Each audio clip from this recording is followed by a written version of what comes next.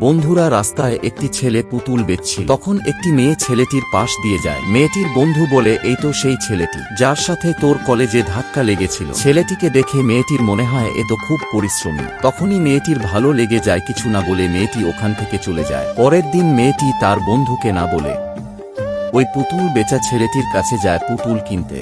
মেয়েটি কলেজের থেকে বেরোতেই দেখে যে পুতুল বিক্রি করা ছেলেটি রাস্তায় পড়াশোনা করছে। তখন মেয়েটি পাশে গিয়ে বসে এবং তাকে নোট দিয়ে সাহায্য করে। এভাবেই তাদের ভালোবাসাটা শুরু হয়।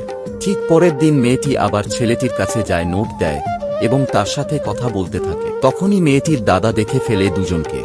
তারপর তার দাদা লোক পাঠায় ছেলেটাকে ভয় দিতে। মেয়েটি হাসতে হাসতে ছেলেটির সাথে দেখা করতে আসে। ছেলেটা খুব টেনশনে থাকে। মেয়েটি বলে, কি হয়েছে তোমার? ছেলেটি বলে, তোমার দাদা আমাদের সম্পর্কটা মেনে নেয়নি।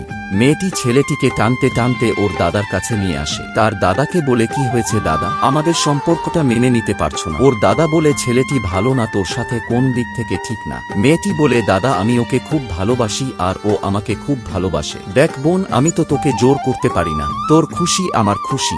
তারপর দুজনা এক হয়ে যায় এবং তাদের ভালোবাসাটা পূর্ণতা পায়। এর পরের পার্ট দেখার জন্য চ্যানেলটিকে সাবস্ক্রাইব করে দেবেন।